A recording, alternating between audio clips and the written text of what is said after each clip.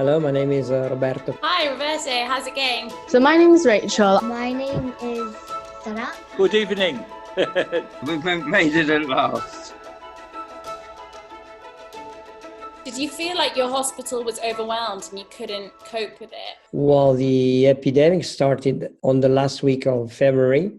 We admitted the first 2 patients on the 22nd of February with a very severe pneumonia. We saw so many patients suffering simultaneously that we thought it was an apocalypse.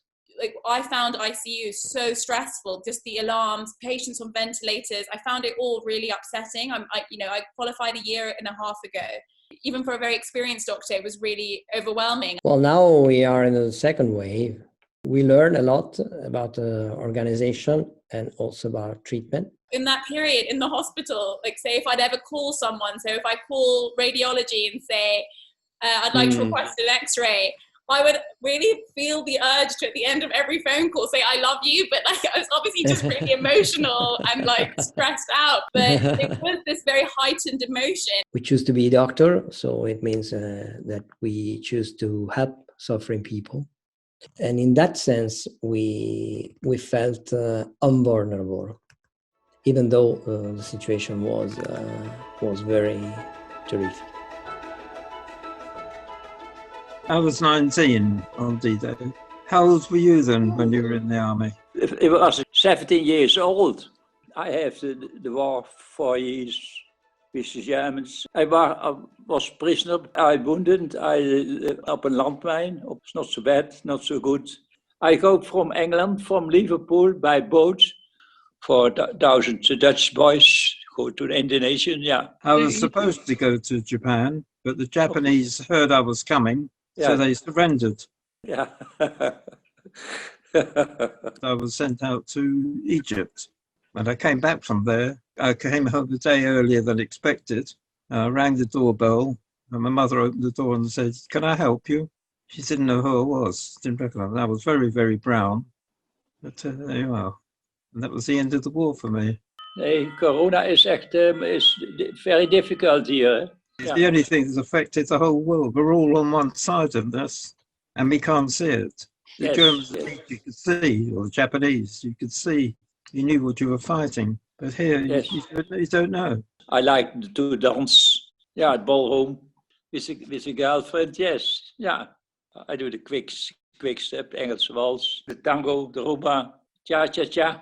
I used to do the Viennese waltz. That's the only dance I could do, twirling round and round. Okay, yeah. But that was a long time ago. I don't do it anymore. I'm pretty sure Madrid is the capital city of Spain. I live in Birmingham. I went there every summer, and that's to improve my English and stuff. I had to go to the doctor. They did all these weird tests, and they looked at me and they said I had coronavirus. It was really weird, and it was very horrible because I had to have all these antibiotics and stuff. I think I was more lucky because I never really exactly got sick. But I also got very depressed because it was like 3 months of not being able to go out. The only reason I could go out for is my dad. Sometimes he let me, to take the rubbish out with him. I think I was more on the luckier side because nearby there's like a community center and they kind of like a toy library. So they had board games for each age. So you could play with your siblings. You could also borrow books as well. So they had like a library as well. I don't know any English food, any particular English food.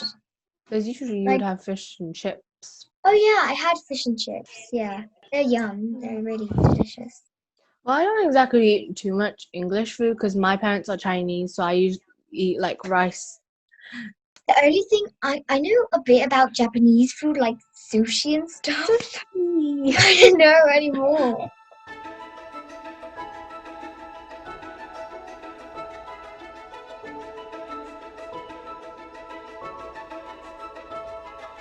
Bye, Roberta. Thank you for sharing your experience. Ciao, Shannon. Bye-bye. Ciao. Very nice meeting you. Thank you very much. Bye-bye. Bye-bye. Thank you very much. So it was really nice to meet you. I hope I see you again and stuff. It was really fun meeting you, especially someone who lives in Spain.